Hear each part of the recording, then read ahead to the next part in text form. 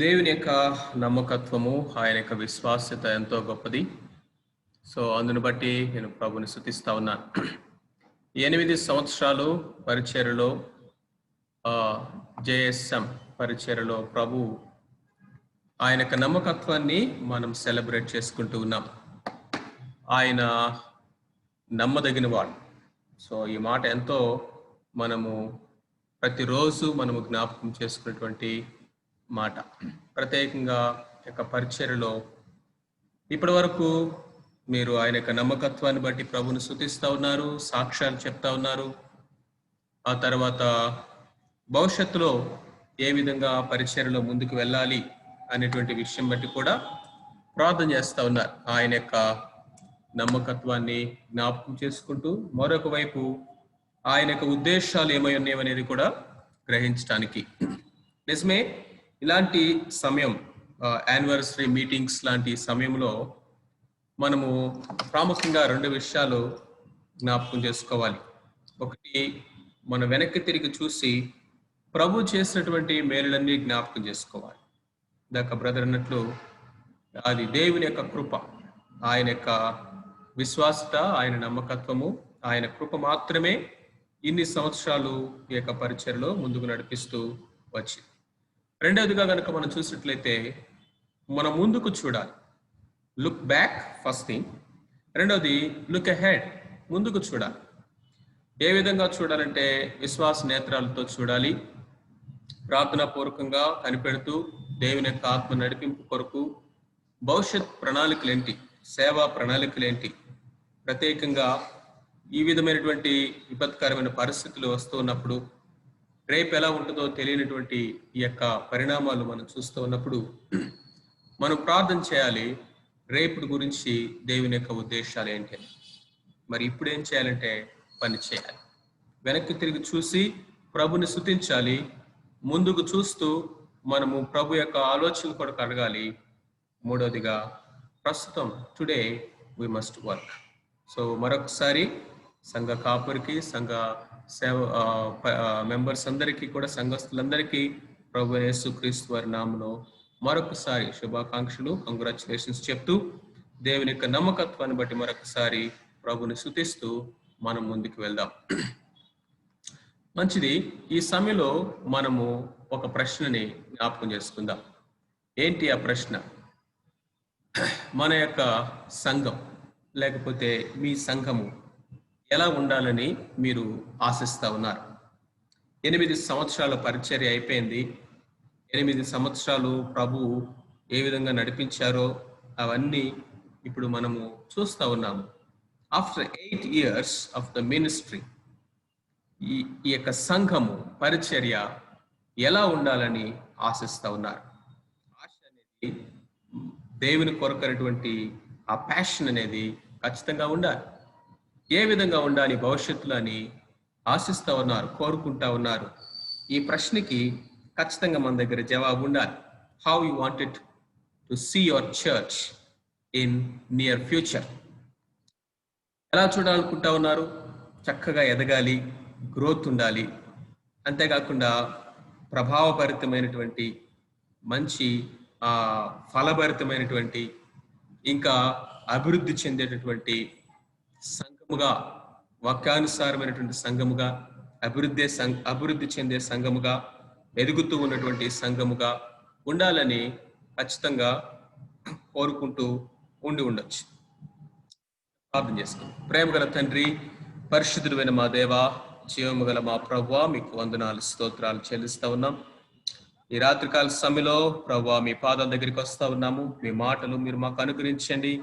మీ సన్నిధి ప్రభువా మేము అనుభవించుటకు సహాయం చేయండి. మీ దాసుని మీ సులువు చాటును మరుగుపరిచి మాతో ప్రత్యేకంగా చేరినటువంటి ప్రియ బిడ్డలతో మాట్లాడవలసిందిగా అయా మీ కృపకు నన్ను మమ్మల్ని అందరిని అప్పగిస్తూ, బలహీనుడును, వ్యర్థుడును, నిష్ప్రయోజకులైన వాడిని ఒప్పుకుంటూ బలపరిచి నడిపించమని యేసుక్రీస్తు ప్రభు నామున ప్రార్థించి స్తుతించి అడిగి వేడుకొనుచున్నాం తండ్రి. ఆమేన్. సో ప్రతి ఒక్కరి యొక్క ఆశ ఇది. We must grow, we must make impact and we must be fruitful అనేటువంటి ఆశ ప్రతి ఒక్కరికి ఉంటుంది. అలాగే మీరు కూడా కోరుకుంటూ ఉన్నారని నేను అనుకుంటాను. ఒక సజీవమైన సంఘంగా ఉండాలి. ప్రవ్వా, ఈ రోజుల్లో మనం చూస్తా ఉన్నప్పుడు ఒక నిర్జీవమైన స్థితిలో అనేకమైనటువంటి సంఘాలు నడుస్తూ ఉన్నాయి. కానీ మా సంఘం అయితే నిర్జీవమైన స్థితిలో కాక, నులివెచ్చిన స్థితిలో కాక, ఒక వైబ్రెంట్, గ్రోయింగ్, ఫ్రూట్ఫుల్, లివింగ్ చర్చ్గా మేము ఉండాలి అని ఖచ్చితంగా మీరందరూ ఆశపడుతున్నారని అనుకుంటున్నాను. అట్ ద సేమ్ టైం నేను కూడా కోరుకుంటా ఉన్నాను. కాకపోతే ఇప్పుడు ప్రశ్న ఏంటంటే, అసలు ఈ సంఘము అనేది మనం ఎలా చూస్తా ఉన్నాం, ఎలా అర్థం చేసుకుంటా ఉన్నాం?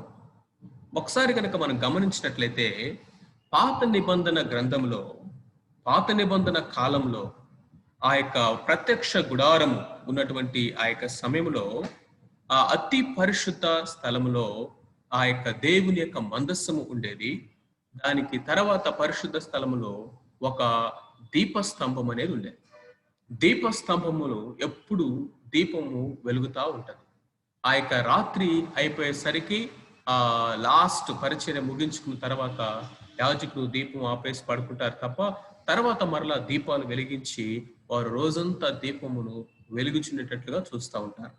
ఆ యొక్క దీపములు వెలుగుతూ దేవుని యొక్క మందిరంలో వెలుగుని ప్రకాశింపచేస్తా ఉంటాయి. కానీ న్యూ టెస్టిమెంట్ కాంటెక్స్ట్కి వచ్చేసరికి ఆ యొక్క తెర చిరిగిపోయింది. ప్రత్యక్ష గుడారము కాస్త అది ఇప్పుడు ఇదిగో ప్రజల మధ్యలోకి వచ్చేసింది. ప్రజల మధ్యలోకి వచ్చినటువంటి యొక్క ప్రత్యక్ష గుడారమే సంఘం. ఈ యొక్క సంఘాన్ని ప్రకటన గ్రంథంలో దేవుడు దేంతో పోలుస్తా ఉన్నాడంటే దీపస్తంభము అని చెప్తారు.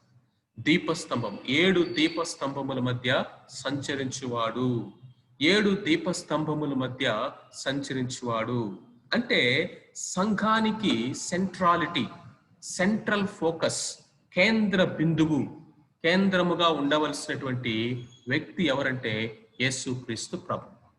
ఎప్పుడైతే యేసుక్రీస్తు ప్రభువు సంఘానికి మూలముగాను, సంఘానికి కేంద్ర బిందువుగాను, సంఘానికి ఫోకస్ పాయింట్ గాను, ప్రతి ఒక్క విశ్వాసిక జీవితానికి కేంద్రముగా, ఆధారితముగా క్రీస్తు ప్రభు ఎప్పుడైతే ఉంటాడో అప్పుడు ఆ యొక్క సంఘము మనం కోరుకున్నట్లుగా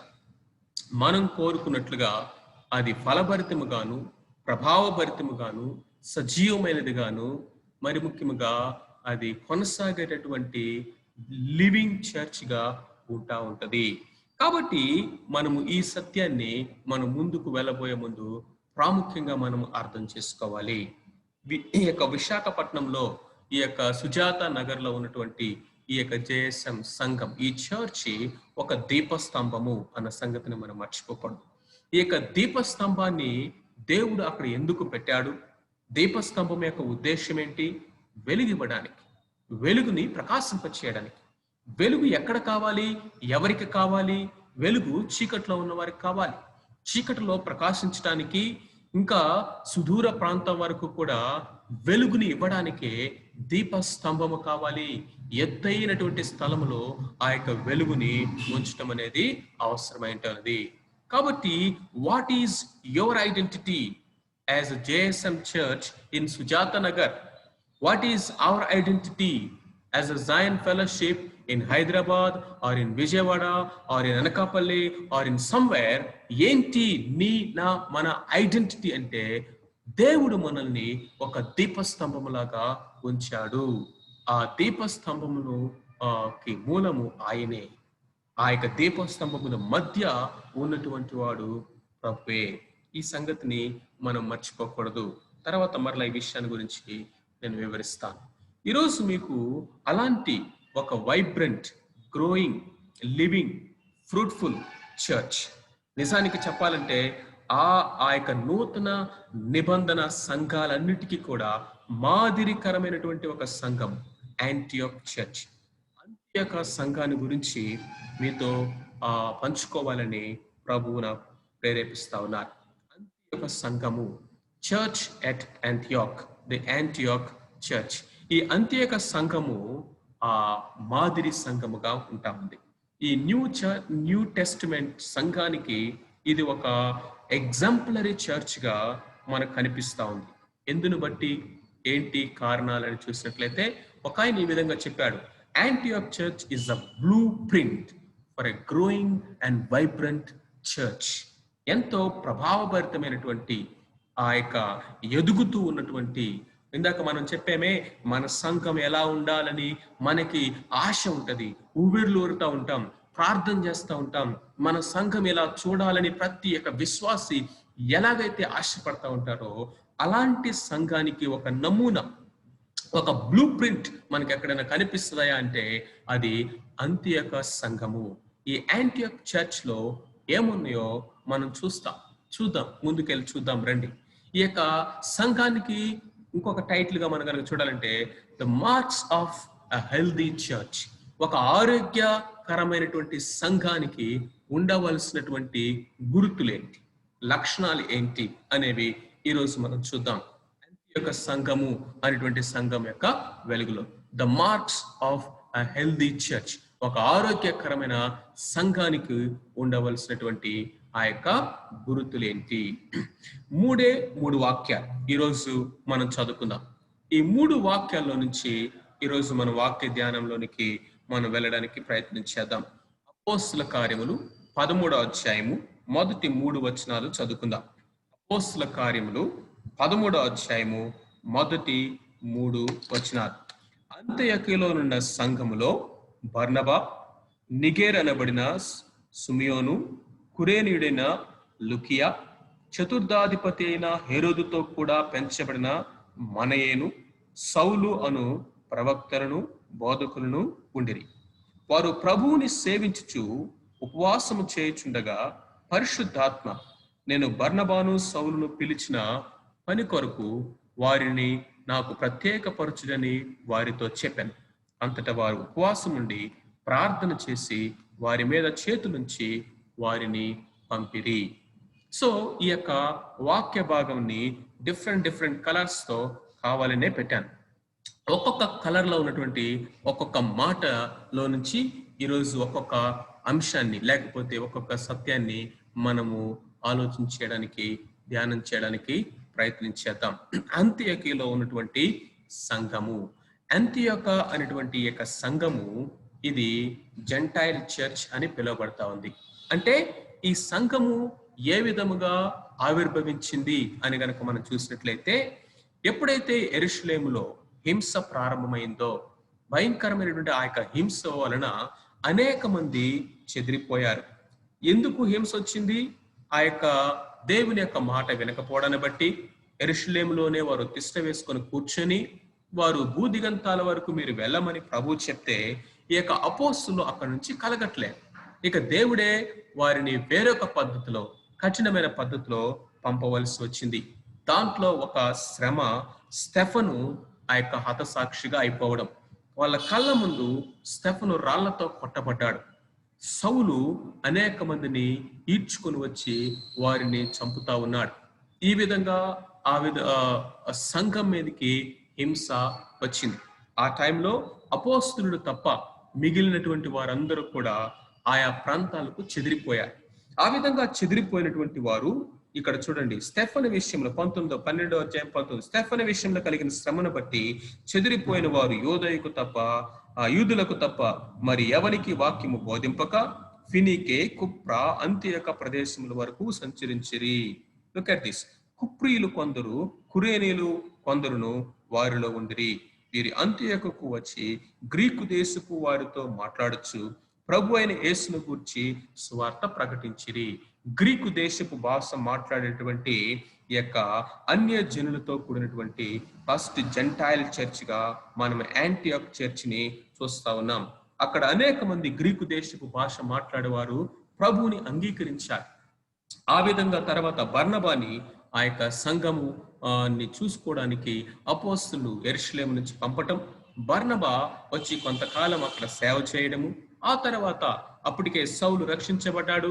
తర్వాత తన యొక్క సొంత ఊరు ఆ యొక్క వెళ్ళిపోయినప్పుడు అతన్ని వెతికి మరలా సౌలును కనుకొని తార్సు నుంచి మరలా అంత్యొకకు తీసుకొని వచ్చి ఇప్పుడు అంత్యొక సంఘమునకు ఇప్పుడు నాయకులుగా వీళ్ళు ఉంటా ఉన్నారు. సో అది అంత్యొక సంఘం యొక్క నేపథ్యం.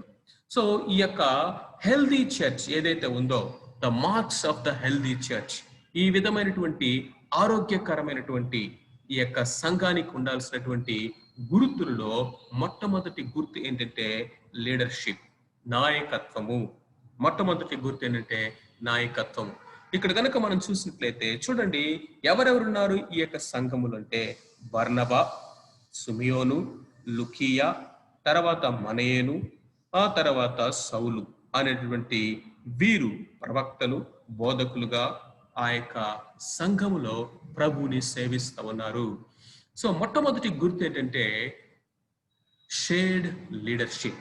షేర్డ్ లీడర్షిప్ అంటే నాయకత్వం అనేది ఎప్పుడు కూడా ఒకరి చేతిలో ఉండకూడదు.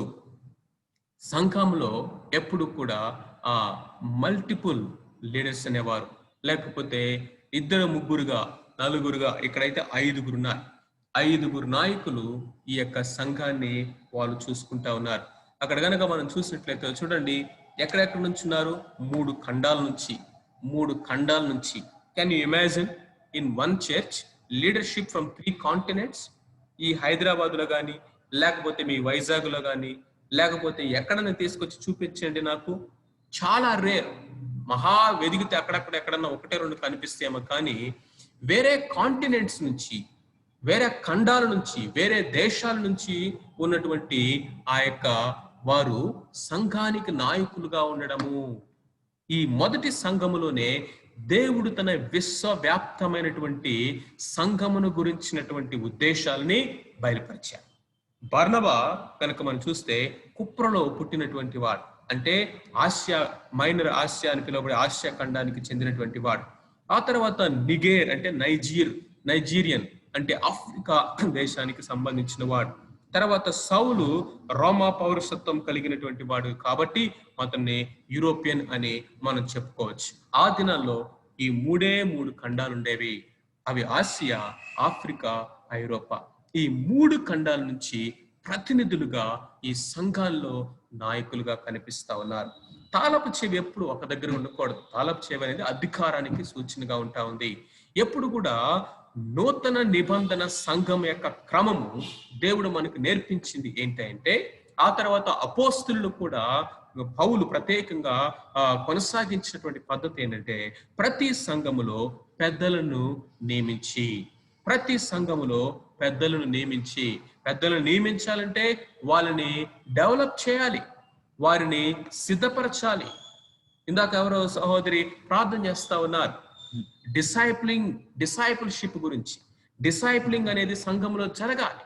ఒక్కొక్క ఆత్మను మనము ఎంతో విలువైన వారుగా ఎంచుతూ వారిని కొంతకాలము చక్కగా వారిని విలువలు నేర్పించి, వాక్యము నేర్పించి, విశ్వాసము నేర్పించి, ప్రయోజకులుగా, తర్వాత వారిని నాయకులుగా సిద్ధపరచాల్సినటువంటి బాధ్యత సేవకులుగాను సంఘం మీద ఉంటా ఉన్నది.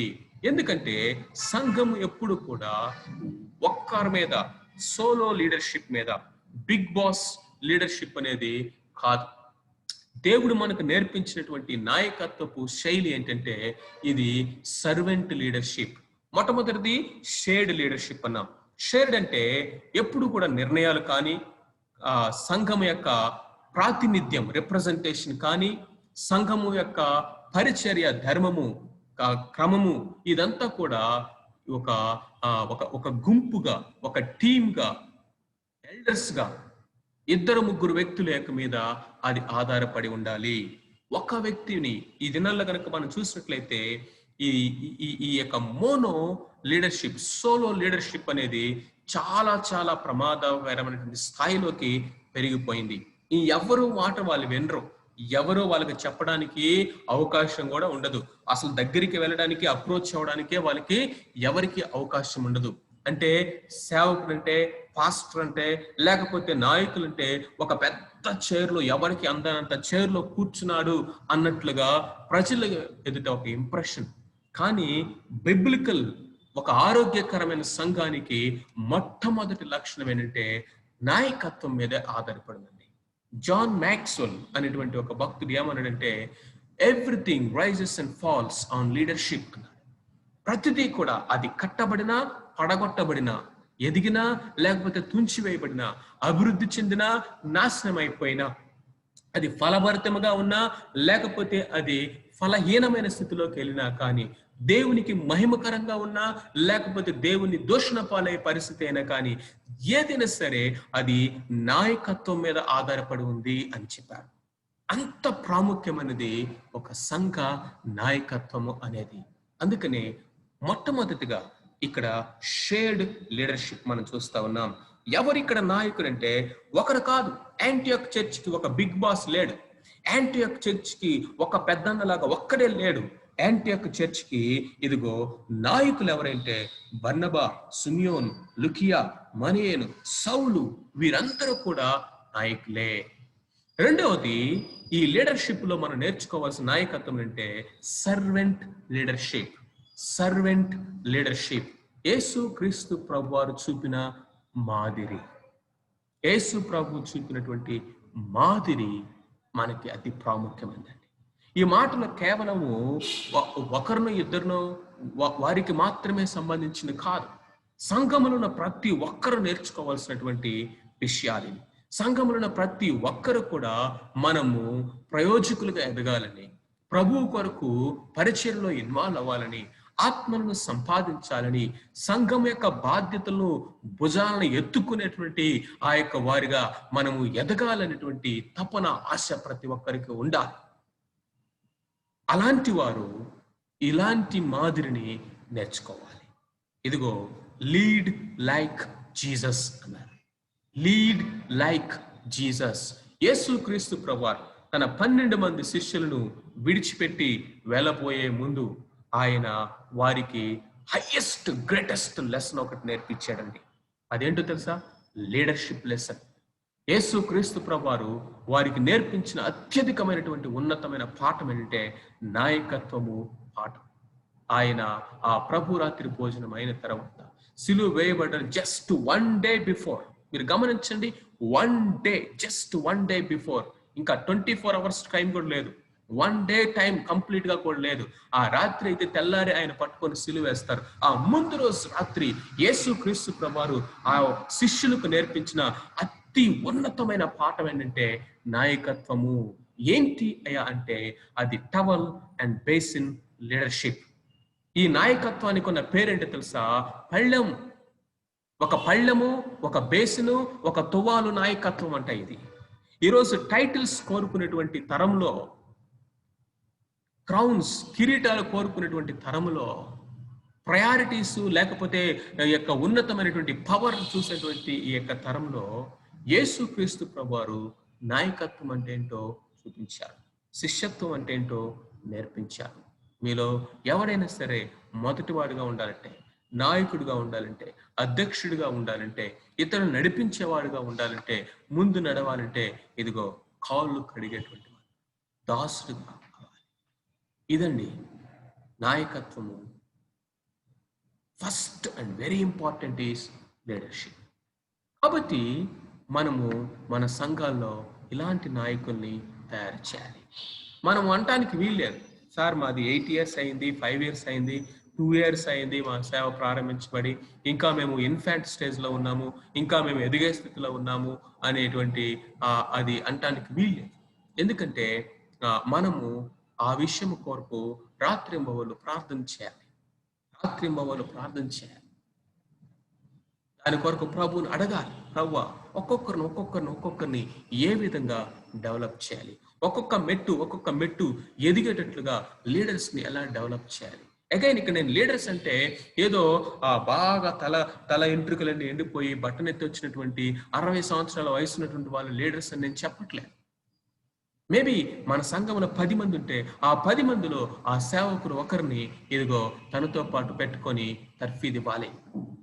ఏదో సెమినరీ టీచింగ్ కాకపోవచ్చు, సబ్జెక్ట్ టీచింగ్ కావచ్చు, కరికులం టీచింగ్ కాకపోవచ్చు, కానీ పక్కన పెట్టుకొని వారిని మనం భవిష్యత్తు నాయకులుగా చూస్తూ వారికి అనుభవాల్ని నేర్పించాలి.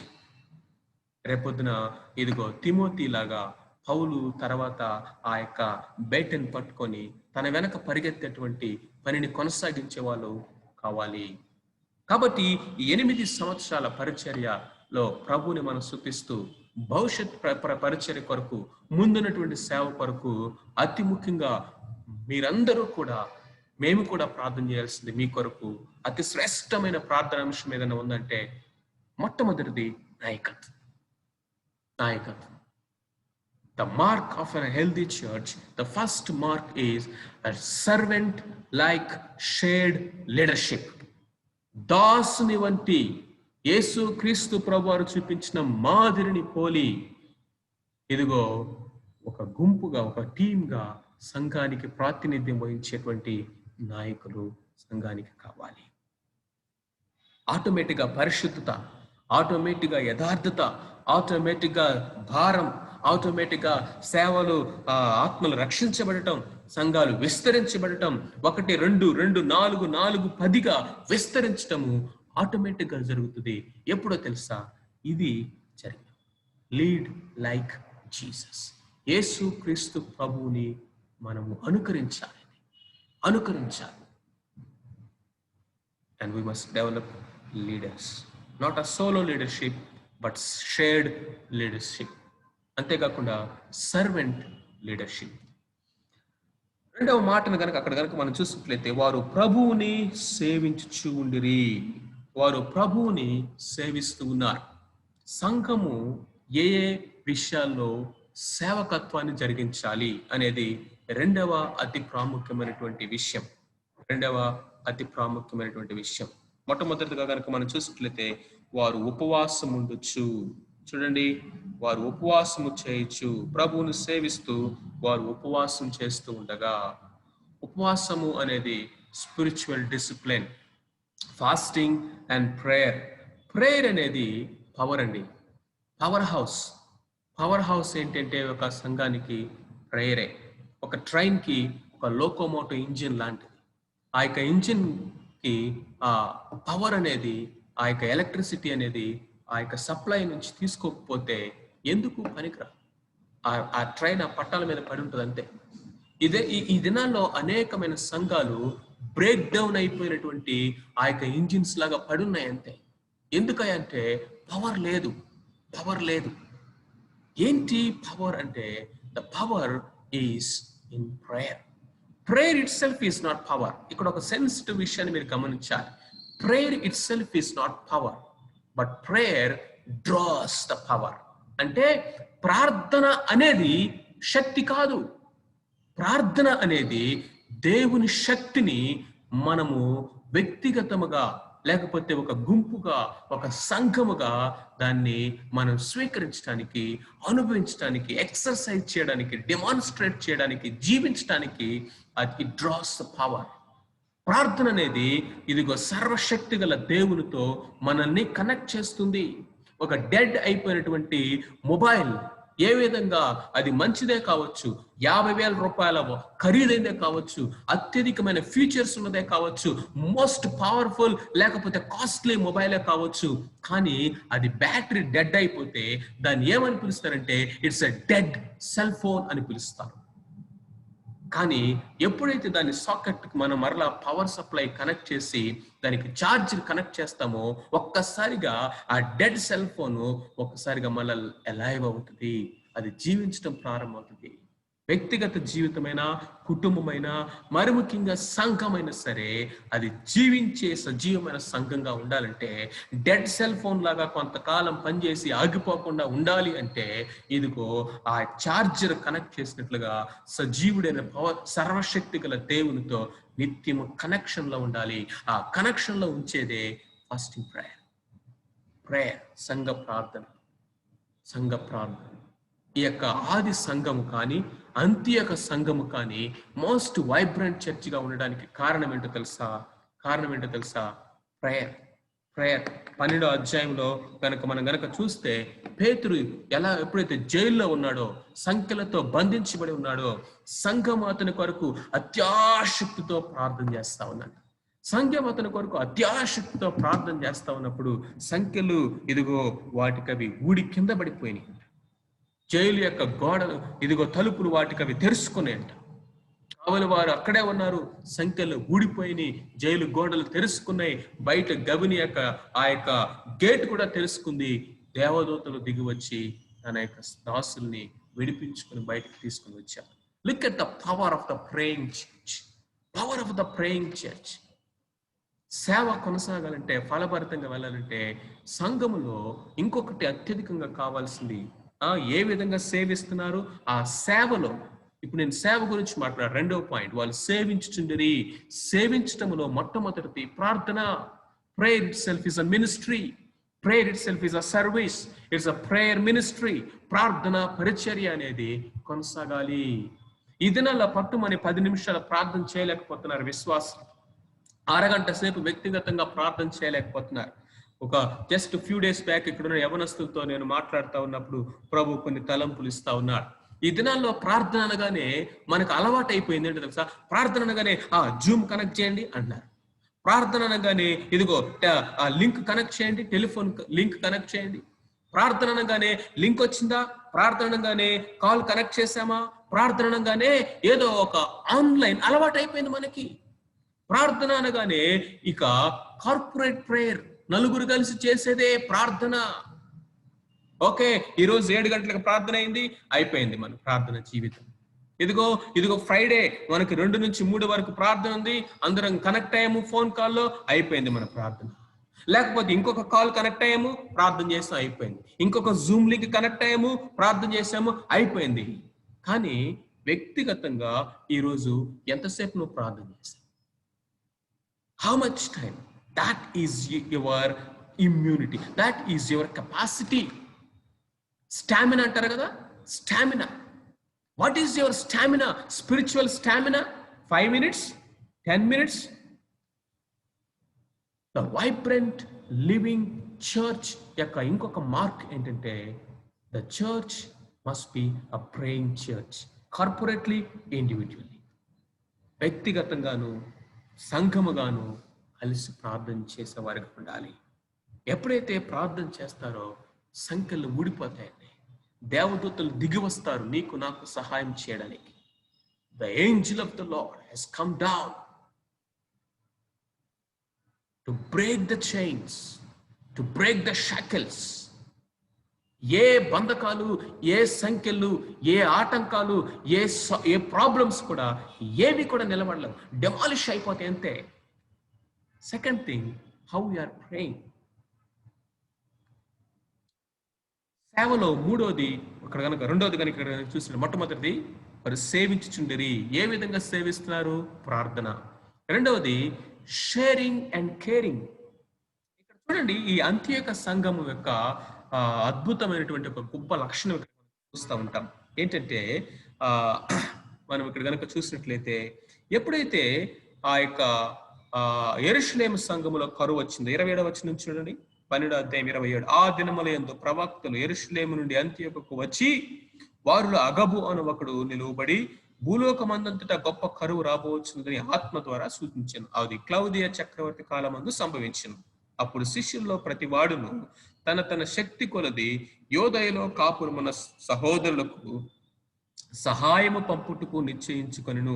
అలాగు చేసి బర్నబా, సౌలు అని వారి చేత పెద్దల యొద్దకు దానిని పంపిరి. యెరూషలేము సంఘములో కరువు వచ్చింది. యెరూషలేము సంఘానికి కరువు వచ్చింది. ప్రపంచమంతా నిజానికి కరువు వచ్చింది. కరువు ప్రపంచమంతా వచ్చింది అంటే అంత్యోకలో కూడా వచ్చింది. అంత్యోక వారు కూడా ప్రాబ్లం ఉంది, అంత్యోకలో కూడా కరువు ఉంది. కానీ కరువులో కూడా వీరి యొక్క దాతృత్వము లేకపోతే ఈ యొక్క కరుణ చూడండి ఎంత గొప్పదో. వీరేం చేస్తున్నారంటే, వారు యెరూషలేములో ఉన్నటువంటి సంఘము వారికి కానుకలను పంపిస్తా ఉన్నారు. చక్కగా వాళ్ళ యొక్క కరువులోనే, వాళ్ళ శ్రమల్లోనే సాక్రిఫిషియల్ గా దాతృత్వాన్ని ప్రదర్శిస్తూ ప్రభు వారికి ఇచ్చిన దాంట్లో నుంచి కలెక్ట్ చేసి, ఇప్పుడు బర్నబా, సౌలు వీరిద్దరిని దగ్గరికి పిలిచి, ఇదిగో యెరూషలేములో ఉన్నటువంటి మన సహోదరుల నిమిత్తమై ఈ సహాయాన్ని మీరు తీసుకెళ్లి వెళ్ళి అందించాలని ఆ యొక్క అంత్యోక సంఘము sharing, they are sharing what they have. ఇక్కడ అంత్యోక సంఘము వారు ఏ విధమైనటువంటి ఆ యొక్క షేరింగ్ చూపించారో మనం ఇక్కడ చూసినట్లయితే, ఈ 11వ అధ్యాయము ఇప్పుడు మనం చదివిన చివరి భాగము, 12వ అధ్యాయంలో మనం చూసినట్లయితే కొన్ని విషయాలు అక్కడ ఉన్నాయి. ఈ యొక్క యెరూషలేము యొక్క సంఘము 3 సమస్యలు ఎదుర్కొంది. మొట్టమొదటిది కరువు, రెండవది దాదాపు అదే కాలం ముందు రాజు అయిన హేరోదు సంఘపు వారిలో కొందరిని బాధ పెట్టుకు బలాత్కారముగా పట్టుకొని యోహాను సహోదరైనటువంటి యాకోబును ఖడ్గముతో చంపించును. రెండవ సమస్య ఖడ్గము. మూడవది, అది యూదులకు ఇష్టమైన కార్యమని తెలుసుకొని పేతురును కూడా పట్టుకొని ఆ దినములలో పులియని రొట్టెల పండుగ కాబట్టి అతన్ని తీసుకెళ్లి చెరసాల అంటే ఖైదులో ఉంచారు. సో చూడండి, ఈ ఏ సంఘము ద్వారా అయితే వీరు మేలు పొందారో, లేకపోతే దీవించబడ్డారో, లేకపోతే సువార్త అందించబడిందో, ఆ యొక్క యెరూషలేము సంఘము, అపోస్తలులు ఉన్నటువంటి సంఘము ఇప్పుడు 3 ప్రాబ్లమ్స్ ఎదుర్కొంటా ఉంది. ఒకటి కరువు, రెండవది ఖడ్గం, మూడవది ఖైదు. ఈ మూడిట్లో కూడా అంత్యక సంఘం యొక్క పాత్ర మనం ఇక్కడ గమనించినట్లయితే, కరువులో ఉన్నటువంటి తన యొక్క సహోదరులకి వారు ఆర్థిక సహాయాన్ని పంపించారు. సహాయము ఆ మాట అక్కడ మనం చూస్తాం. సహాయాన్ని పంపించారు. ఇప్పుడు వాళ్ళు సమృద్ధిలో ఉన్నారని కాదు. అగబు చెప్పినట్లు అది ప్రపంచమంతటి మీదకి వచ్చినటువంటి కరువు. అంత్యకలో కూడా ఉంది ఆ యొక్క సమస్య. ఈరోజు మనం గనక చూసినట్లయితే ప్రపంచమంతటి మీదకి వచ్చిన కరువులో మనం జీవిస్తా ఉన్నాం. ఇది కరోనా అనేటువంటి కరువు. ఈ కరోనా అనేటువంటి కరువులో మనము ఏ సంఘం లాగా ఉంటున్నాం? అంత్యక సంఘం లాగా ఉంటున్నామా, లేకపోతే యెరూషలేము సంఘం లాగా ఉంటున్నామా? నిజానికి యెరూషలేము సంఘమే మొదట ప్రారంభించబడింది. యెరూషలేములోనే పరిశుద్ధాత్మ దేవుడు కుమ్మరించబడ్డాడు. యెరూషలేములోనే ఇదిగో అపోస్తలులు పరిచర్య చేశారు. యెరూషలేములోనే అద్భుతాలు, సూచక్రియలు జరిగినాయి. యెరూషలేము దేవుని వాక్యంతో నింపివేయబడింది. యెరూషలేము సంఘానికి కేంద్ర బిందువుగా, అన్నిటికంటే ప్రప్రథముగా, మొట్టమొదటిగా ప్రారంభించబడినటువంటి ఈ యొక్క సంఘము ఇప్పుడు ఈ అంత్యక సంఘం యొక్క సహాయం కొరకు ఎదురు చూడాల్సి వచ్చింది. లేదు ఎదురు చూశారని కాదు, కానీ they were in need. Now Antioch is in a position to send the help. కారణం ఏంటో నేను తర్వాత కంక్లూషన్ లో చెప్తాను. కాబట్టి మన మన మన సంఘము ఎంత పెద్దది అనే దాని మీద కాదు, ఎంత వయసు ఉంది సంఘానికి అనే దాన్ని బట్టి కాదు, ఈ సంఘంలో పేతురున్నాడా, యోహాను ఉన్నాడా, యాకోబు ఉన్నాడా, లేకపోతే అపోస్తలులు మత్తయి ఉన్నాడా, ఇంకా వాళ్ళు ఉన్నారా, వీళ్ళున్నారా, దీన్ని బట్టి కాదండి. మన షేరింగ్ అనేది, కేరింగ్ అనేది, ప్రభు యొక్క ప్రేమను మనం క్రియలలో చూపించగలగటం అనేది, సహోదర ప్రేమను కలిగి ఉండటం అనేది, ఇవ్వగలిగే స్థితిలో ఉండటం అనేది, పంపించగలిగిన స్థితిలో ఉండటం అనేది, అది మన వయసుని బట్టో, లేకపోతే మన యొక్క నెంబర్ను బట్టో, లేకపోతే మన యొక్క సంఘంలో ఉన్నటువంటి స్టార్ వార్డ్స్ లైక్ పీటర్, యోహాన్ లాంటి వాళ్ళని బట్టో కాదు. ఆ సంఘం యొక్క కమిట్మెంట్స్ బట్టి, ఆ సంఘం యొక్క కమిట్మెంట్స్ బట్టి. రెండవది ఖడ్గం. ఖడ్గం అంటే నిజానికి యోహాను సహోదరుని యాకోబు హతసాక్షి అయిపోయాడు. ఆ టైంలో మనం గమనించినట్లయితే, ఇక్కడ కాంటెక్స్ట్ ని గమనించినట్లయితే, ఆ టైంలో ఈ యొక్క యెరూషలేములో బర్నబా, పౌలు వీళ్ళిద్దరు ఉన్నారు. వాళ్ళిద్దరూ అంత్యకు నుంచి వచ్చి అక్కడే ఉన్నారు. ఆ టైంలో వారు అవైలబుల్ గా ఉన్నారు. ఖచ్చితంగా పౌలు, బర్నబా యొక్క రోల్ ఈ భయంకరమైన కష్టకాలంలో, మరణం సమయంలో ఒక్కసారిగా ఇదిగో ఆ ఇన్నర్ సర్కిల్లో ఉన్నటువంటి ఆ ప్రభువుకు అతి సమీపంగా ఉన్న ముగ్గురులో ఒకడైనటువంటి యాకోబుని ఖడ్గంతో పబ్లిక్ గా శిరచ్ఛేదనం చేసేస్తే ఎలా ఉంటుందండి సంఘం యొక్క పరిస్థితి? ఊహించండి. అపోస్తలుల్లో ఒకడైనటువంటి, మూలమైనటువంటి, ముఖ్య స్తంభమైనటువంటి, ఆ ఇన్నర్ సర్కిల్లో ఉన్నటువంటి, ప్రభువుకు అతి సమీపంగా ఉన్న ముగ్గురులో ఒకడైనటువంటి యోహాను సహోదరుడు యాకోబును అందరి ముందు తల నరికించేస్తే సంఘం పరిస్థితి ఏంటి? ఎంతగా తలడిల్లిపోయింటారు, ఒక్కసారిగా షేక్ అయిపోయే పరిస్థితి అది. అలాంటి టైంలో ఖచ్చితంగా ఆదరణ పుత్రుడైనటువంటి ఆ మ్యాన్ ఆఫ్ ఎంకరేజ్మెంట్ అయినటువంటి బర్నబా ప్రోత్సాహం చేస్తూ, ఇదిగో సౌలు, బర్నబాలు అక్కడ ఉండి వాళ్ళకి సహనాన్ని, ఓపికని, ఓర్పుని, విశ్వాసాన్ని, నిరీక్షణని ఖచ్చితంగా వాళ్ళకి అందించి ఉంటారు. ఇప్పుడు పేతురేమో జైల్లో ఉన్నాడు. Next turn పేతురుదే.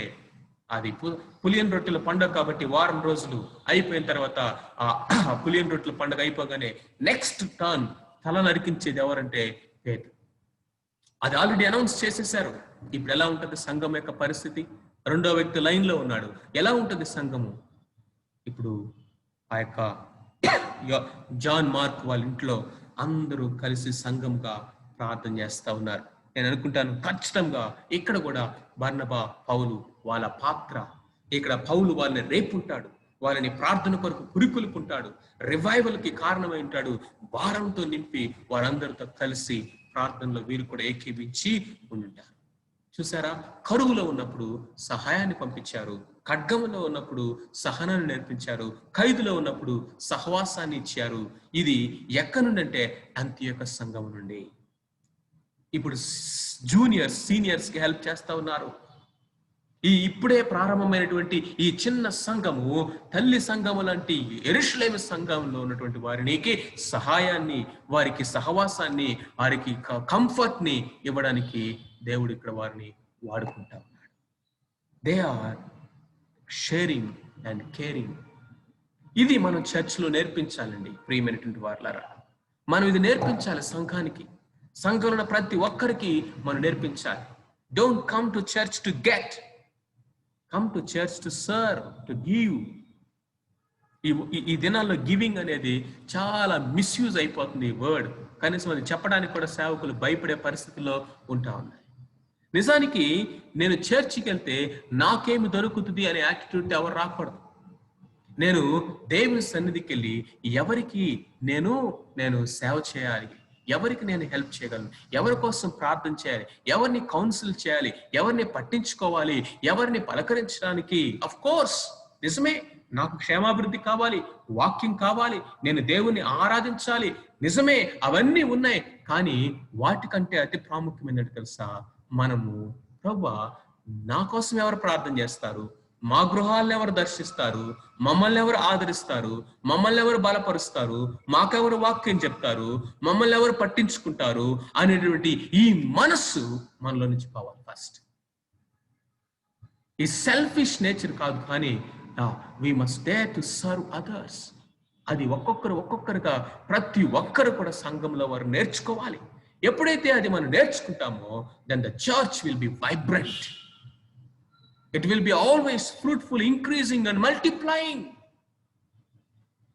ఆ సెయింట్ ఫ్రాన్సిస్ యొక్క ప్రార్థన మనం అందరూ నేర్చుకోవాలి, దాన్ని ప్రార్థన చేయాలి. ప్రభువా ఆదరించబడాలి అనే దానికంటే ఆదరించటం నాకు నేర్పించు, ప్రేమించబడాలి అనే కోరిక కంటే ప్రేమించటం నాకు నేర్పించయా.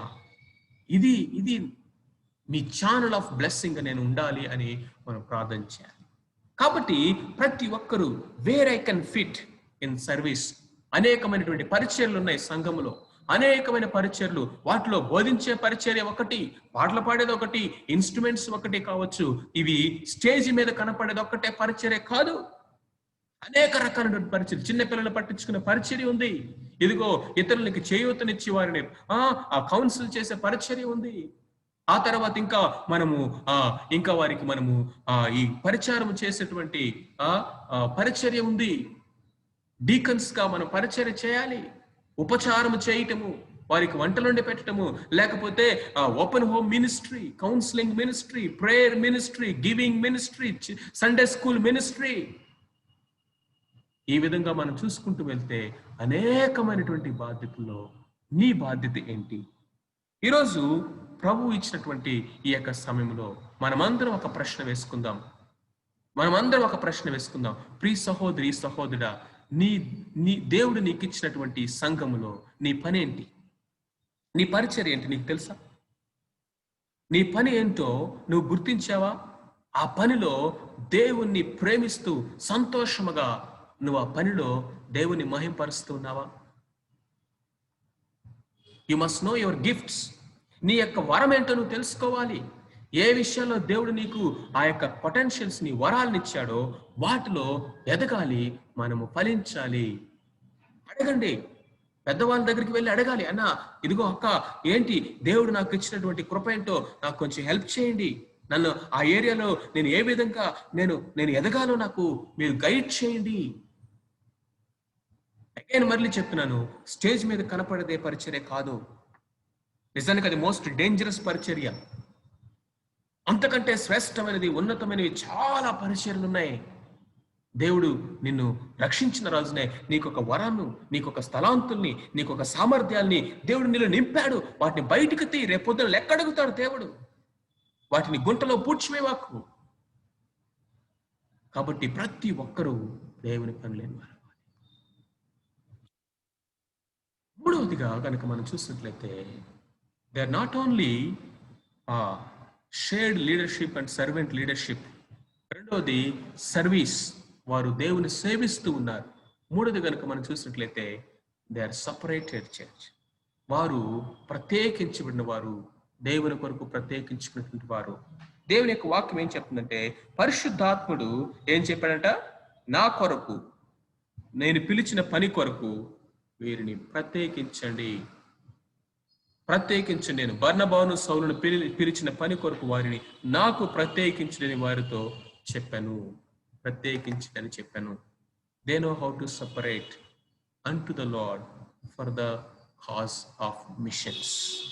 అంతేకాకుండా దేవుని యొక్క నడిపింపు, ఇది చాలా ప్రాముఖ్యమైనదండి. పరిశుద్ధాత్మ దేవుడు ఇప్పుడు ఈ లిస్ట్ లో ఫస్ట్ నేమ్ ఎవరిది? బర్నబా, senior most leader, man of encouragement, who is a founder. లేకపోతే ముందొచ్చి, అందరికంటే అపోస్తుల కంటే ముందొచ్చి వీళ్ళకి హెల్ప్ చేసి బలపరిచి నడిపించినటువంటి ఫౌండర్ లాంటి వ్యక్తి. లాస్ట్ నేమ్ ఎవరిది? సౌలు. అఫ్ కోర్స్ తర్వాత ఆయన ఫస్ట్ నేమ్ అయ్యాడు అనుకోండి, పౌలు లాగా. ఇప్పుడు పరిశుద్ధాత్మ దేవుడు అంటున్నాడు, number 1 first number, last number వీళ్ళిద్దరిని పక్కన పెట్టండి అన్నాడు. ఫస్ట్ నెంబర్, లాస్ట్ నెంబర్ వీళ్ళిద్దరిని పక్కన పెట్టండి. ఎందుకు ప్రభు అంటే, వారు నాకు కావాలి, వాళ్ళకు వేరొక పనిని నేను అప్పగిస్తున్నాను, వారిని ప్రత్యేకపరచండి. సంఘం వెంటనే ఒక్కసారిగా దిగులు పడలా, కృంగిపోలా, కలవరం చెందలా. రేపొద్దు నుంచి ఎవరు నడిపిస్తారు? రేపొద్దున వాక్యం ఎవరు చెప్తారు? రేపొద్దున మాకు నాయకులు ఎవరున్నారు? ఈ సంఘంలో నెక్స్ట్ పరిస్థితి ఏంటి అని వారు కలవరం చెందలా. ఇమ్మీడియట్ గా ఫాస్టింగ్ డిక్లేర్ చేశారు, ఉపవాసం ఉన్నారు, ప్రార్థన చేశారు. అంతే, దేవుని చిత్తాన్ని మరొకసారి వారు రూఢిగా తెలుసుకొని అంతే చేతులు పెట్టి వారి మీద ప్రార్థన చేసి, డెడికేట్ చేసి, అనాయింట్ చేసి సంఘం వారిని పంపించేశారు. ప్రభు ఇచ్చినటువంటి కృప, సియోను సహవాసంలో ప్రభు నేర్పించింది కూడా అదే. హైదరాబాద్లో 2006 సంవత్సరంలో ఇక్కడ ఒక చిన్న గుంపుగా సంఘం ప్రారంభించబడింది. కొన్ని సంవత్సరాలు అయిన తర్వాత అది బలవంతంగానే, ఎవరికి ఇష్టం ఉండదు, ఒక కంఫర్ట్ జోన్లు బిల్డ్ చేసుకుంటాము, చక్కగా అన్న అక్క ప్రైజ్ లాడ్ అనుకుంటాం. మనం అక్కడక్కడికే రబ్బింగ్ ద షోల్డర్స్, ఒకరినొకరు దగ్గరగా ప్యాక్ అయిపోయి ఆ సహవాసం యొక్క ఆ వేడిమి, ఆ వామెత్నెస్ ని అనుభవిస్తూ దగ్గరగా ఉండటానికి ఇష్టపడతాం. కొన్ని సంవత్సరాలు అయిన తర్వాత, ఇదిగో ఈ 2 ఫ్యామిలీస్ మీరు వెళ్ళిపోండి, ఎస్ఆర్ నగర్ వెళ్ళండి. లేకపోతే ఈ 2 ఫ్యామిలీస్ మీరు వెళ్ళి ఎస్ఆర్ నగర్ వెళ్ళి అక్కడ పనిచేయండి, అక్కడ పరిచయం. ఎవరుంటారు అక్కడ? 2-3 ఉంటారు ఫస్ట్ దినాలు. అక్కడ కుక్కట్పల్లి సంఘాన్ని వదిలేసి ఎస్ఆర్ నగర్ వెళ్ళిపోయి అక్కడ ఏం చేయాలి? కొన్ని రోజులు అయిన తర్వాత అక్కడ నుంచి మళ్ళీ ఇంకొక 2 సపరేట్ చేసి ఏఎస్రావు నగర్ వెళ్ళండి. అక్కడ నుంచి ఒక 2 సపరేట్ చేసి దిల్షుక్ నగర్ వెళ్ళండి. నిజమే. ఆ తర్వాత ఇంకా ప్రభు యొక్క చిత్తంలో అలా మల్టిప్లై అవ్వాలి. అది అపోస్తుల కార్యంలో మనం చూసేది. పౌలు, బర్నబా ఒక టీమ్గా వెళ్ళిపోయారు. ఫస్ట్ మిషనరీ జర్నీ కంప్లీట్ చేసుకుని వచ్చారు. ఆ తర్వాత ఇప్పుడు పౌలు ఒక టీం అయ్యాడు, బర్నబా ఇంకొక టీం అయిపోయాడు. కారణం ఏదైనా ఉండొచ్చు. పౌలు ఒక టీము, బర్నబా ఒక టీము. ఇప్పుడు పౌలు తను ఇంకొక టీముని తీసుకొని మరొక మిషనరీ జర్నీకి వెళ్ళిపోయి సంఘాలని బలపరుస్తూ, సంఘాలు కొత్త ప్లేస్లో స్టార్ట్ చేసుకుంటూ సువార్త ప్రకటిస్తూ వెళ్ళిపోయారు. తర్వాత బర్నబా ఇదిగో జాన్ మార్క్ నుండి పెట్టుకొని ఇంకొక ప్లేస్కి వెళ్ళారు. వీరు ఇంకొక వింగ్ ఆఫ్ మినిస్ట్రీ కొనసాగించారు.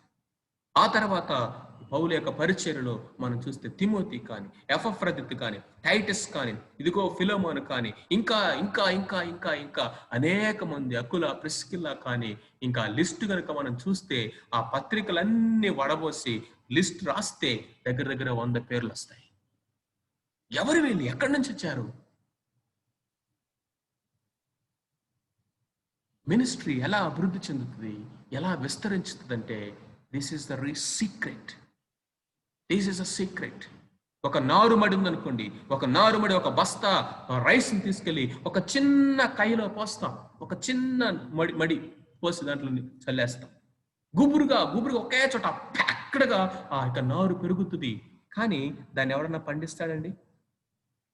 దాన్ని ఎక్కడి నుంచి పీకి జస్ట్ ఆ నారు మొత్తాన్ని పీకి గుత్తులుగా పొలమంతా స్ప్రెడ్, అప్పుడు పంట నూరంతలుగా వస్తుంది. నూరంతల పంట పరిచర్లో కూడా మనకు కావాలంటే ఇదిగో ఇక్కడ ఒక సీక్రెట్ మనం చూస్తూ ఉన్నాం. Develop leaders and then delegate ministry.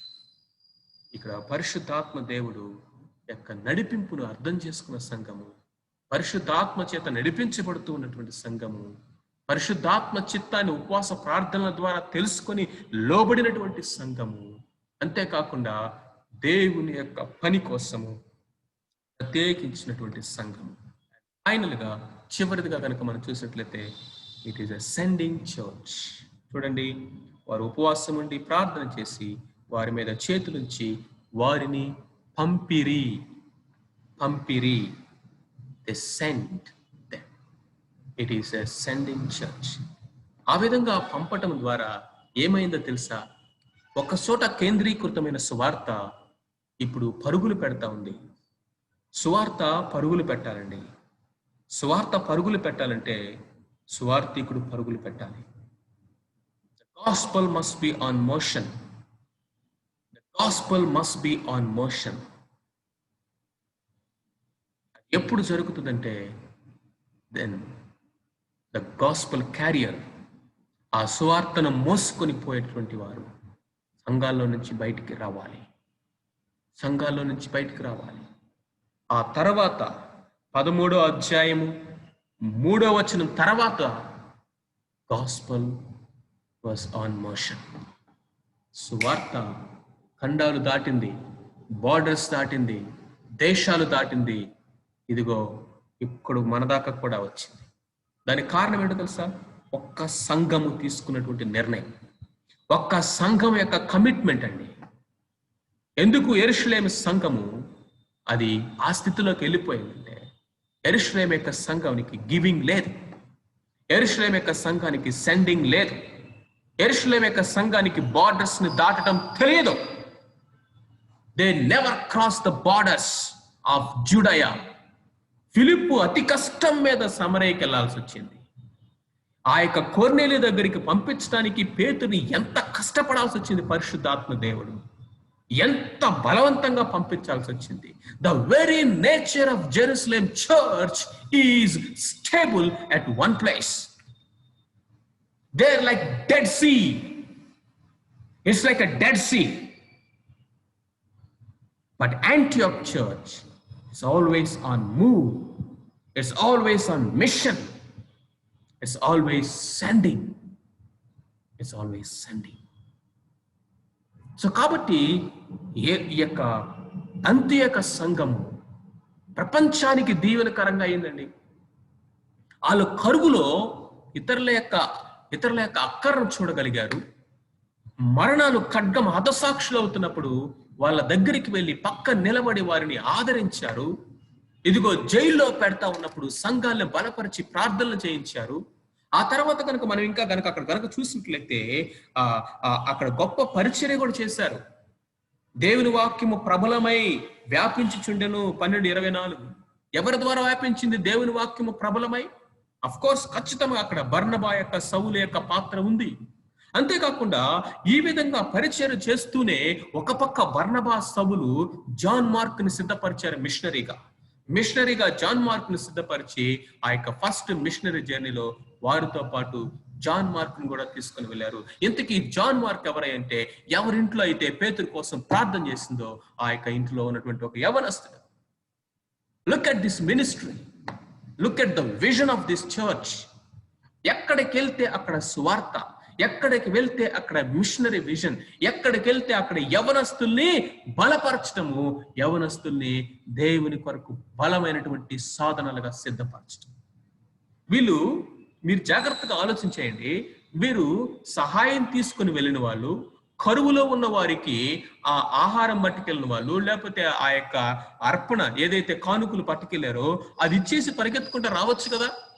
అక్కడ మరణం ఉంది, యాకోబుని చంపేస్తున్నారు, అక్కడ ఖైదు ఉంది, ఖడ్గాలతో వారిని చంపేస్తూ జైల్లో పెడతా ఉంటే వీరు పరిగెత్తుకుంటా మరలా అంత్యోకకు వచ్చారా? రాలేదండి, రాలేదు.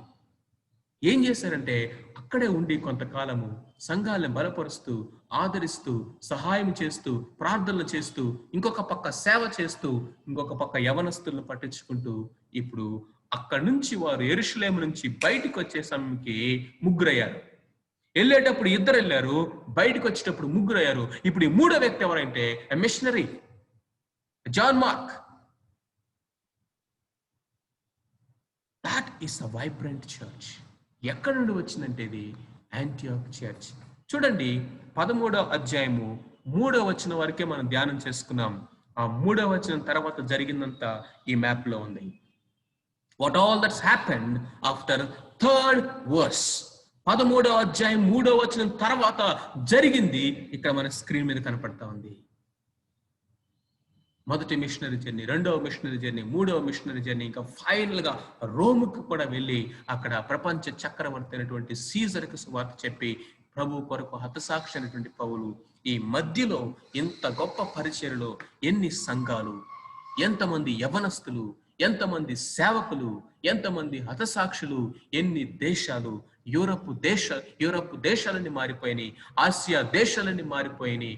ఇదిగో ఒక్క సంఘము తీసుకున్నటువంటి నిర్ణయం, ఆ సంఘమే Antioch church, the model church. Finally 5 marks of a sending church. పంపించే సంఘం యొక్క 5 ప్రాముఖ్యమైన గుర్తులు. మొట్టమొదటిది గాస్పల్ సెంటర్డ్. నేను ముగిస్తా ఉన్నాను, జస్ట్ 5 minutes, జాగ్రత్తగా వినండి. Gospel centred. సువార్త అనేది ఆ సంఘానికి హార్ట్ బీట్ లాగా ఉండాలండి. Gospel centre. యేసు క్రీస్తు ప్రభు వారేమేదే పునాది, ఆయన మరణ, భూస్థాపన, పునరుద్ధానం. అంతేకాకుండా సిలువ వేయబడినటువంటి క్రీస్తును, పునరుద్ధాడైన క్రీస్తునే మేము ప్రకటిస్తా ఉన్నాం. మా సంఘం యొక్క ఓన్ ఎగ్జిస్టెన్స్ అందరం, ఇది ఈవెన్ మాట్లాడుతున్నటువంటి నాకు, బోధిస్తున్నటువంటి నాకు కూడా ఈ మాటలు పరిశుద్ధాత్మ దేవుడు హెచ్చరిస్తున్నాడు, మండిస్తున్నాడు లోపల. How is our church today? If it is like a sending church, like Antioch church లాగా ఉండాలంటే it must be gospel centre. సువార్త కేంద్రితమైన సంఘముగా ఉండాలి. సువార్త సంఘం యొక్క గుండె చప్పుడై ఉండాలి. సువార్త కొరకు మాత్రమే మనము జీవించాలి, బ్రతకాలి, ఏదైనా చేయాలండి, ఏదైనా చేయాలి. ఒక ఆత్మ యొక్క విలువను ఎరిగిన వారికి ఉండాలి, అంత తప్ప వేరొక ఉద్దేశం. రెండవది కనుక మనం చూసినట్లయితే డెవలప్ లీడర్స్.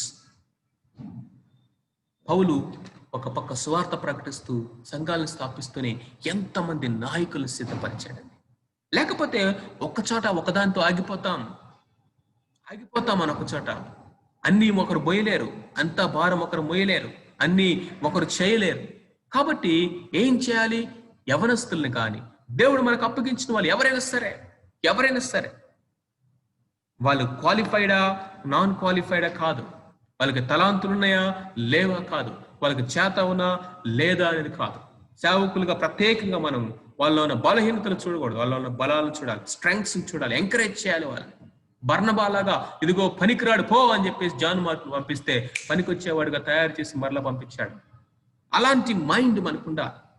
పురికొస కట్టి ఆ యొక్క తాళ్ళు ఎలాడదీసి, బ్రదర్ లైట్ ఎలగట్లేదని చెప్పాడంట బక్సింగ్ గారితో ఒక ఆయన.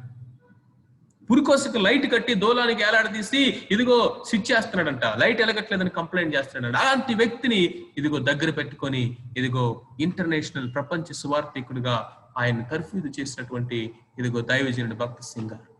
వీళ్ళు పనికిరారు, వీళ్ళకి ఏం చేత కాదు.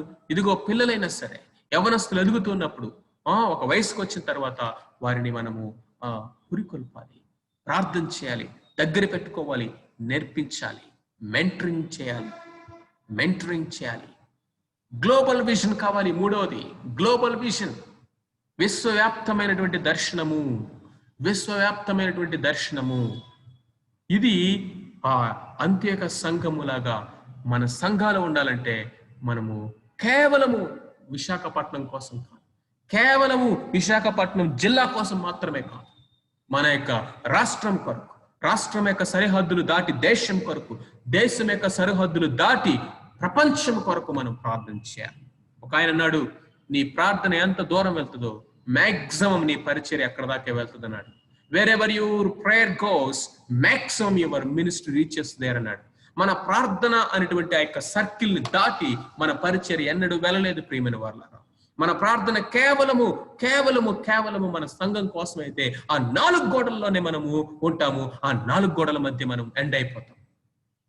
Our prayer must reach beyond the borders, beyond the states and countries, nations. దాటాలి. Global vision. అందుకనే మనం వింటాం కదా, థింక్ గ్లోబల్లీ, యాక్ట్ లోకల్లీ. మన యొక్క విజన్ అనేది విశ్వవ్యాప్తంగా ఉండాలి. ఎంత చిన్న సంఘమైనా, ఎంత చిన్న పొటెన్షియల్ అయినా మనం అనుకోకూడదు మాకెక్కడ సరిపోతుందని. ఆ అబ్బాయి 5 రొట్టెలు 2 చేపల్ని ఇది నా ఒక్కడికే సరిపోదని దాచిపెట్టుకుంటే అది 5,000 మందికి ఆహారం అయ్యేది కాదు. ఇది నాలో చాలా మంది సేవకులతో మాట్లాడుతూ ఉంటే వాళ్ళు ఏమంటున్నారు తెలుసా? సార్ కానుకలు మాకే సరిపోవట్లేదు సార్ మాకే అవ్వట్లేదండి బ్రదర్, మా సేవకే ఇదిగో ఇంకా ఎన్నో అవసరతలు ఉన్నాయి. మీరు మిషన్స్ గురించి మాట్లాడతారేంటి, మీరు సెండింగ్ గురించి మాట్లాడతారేంటి, లేకపోతే ఆ నార్త్ ఇండియా అంటారేంటి, ఇంకొకటి అంటారేంటి, ఇక్కడే ఎన్నో అవసరతలు ఉన్నాయి, మా అవసరత తీరట్లేదు సార్ అని చెప్తున్నారు చాలా మంది. నిజమే 5 రొట్టెలు 2 చేపలే ఒక్కడికే కూడా ఆహారంగా సరిపోతుంది, కానీ 5,000 మందికి ఆహారంగా పంచిపెట్టగలిగిన దేవుడు. నిజమేనండి, మన బలం ఉంది కొంచెమే. ఫిలదెల్ఫియా సంఘం గురించి మీరు వినే ఉంటారు. నిన్న ఫిలదెల్ఫియా సంఘంతో దేవుడు అన్నాడు, నీ బలము కొంచెమని నేను ఎరుగుదును, నీకున్న బలము కొంచెమని నేను ఎరుగుదును. I know that you have little strength, but ఆ లిటిల్ స్ట్రెంగ్త్ ఉన్నటువంటి నీకే తెరవబడిన ద్వారాన్ని ఉంచాను. I have set before you an open door. నీ ముందు ఒక తెరవబడిన ద్వారాన్ని ఉంచాను. మిగిలిన ఏ సంఘాలకి దేవుడు ఆ యొక్క మిషనరీ, ఆ యొక్క విజన్ ని ఇదిగో మిగతా వాడికి లేవు కాబట్టి దేవుడు వాటిని వాడుకోలేదు. నిలువెచ్చిన స్థితికి దిగజారిపోయారు మిగతా సంఘాలు. బ్రతుకున్నామని పేరే కానీ చచ్చిన స్థితిలోకి వెళ్ళిపోయారు కొంతమంది. కానీ చిన్నదైన బలము కొంచెమైన ఫిలదెల్ఫియా సంఘంతో అన్నాడు, I have set before you an open door. Have a global vision. 4వది కనుక మనం చూసినట్లయితే pray for the lost soul. నశించిపోయే ఆత్మల కొరకు మనకు పరితాపం కావాలండి. ప్రార్థన. నశించిపోయే ఆత్మల కొరకు మనం ప్రార్థన చేయాలి. సంఘం యొక్క ప్రేయర్ లిస్టులు మారాలి. మన సంఘం యొక్క ప్రేయర్ లిస్టులు మారాలి. కాలు నొప్పులు, కంటి నొప్పులు, ఆ నొప్పులు, ఈ నొప్పులు, ఆ అవసరత, ఈ అవసరత, పిల్లోడు, పెద్ద, ఇవి మారాలి. వాటి కోసం చేయదంటలేదు. బట్ ఫస్ట్ ఏంటి? దేవుని యొక్క వాక్యం చెప్తుంది, first seek ye first the kingdom of God. దేవుని నీతిని, రాజ్యమును మొదట ఏంటి ప్రయారిటీ? దేనికోసం మన ప్రార్థన, దేని కొరకు మన ప్రయారిటీ, దేని కొరకు మన టైంని, మన రిసోర్సెస్ ని స్పెండ్ చేయాలి. 2 గంటలు కనుక సంఘ ప్రార్థన జరిగితే లాస్ట్ హాఫ్ అన్ అవరే లోకల్ ప్రేయర్ పాయింట్స్, వ్యక్తిగత ప్రేయర్ పాయింట్స్ చాలు.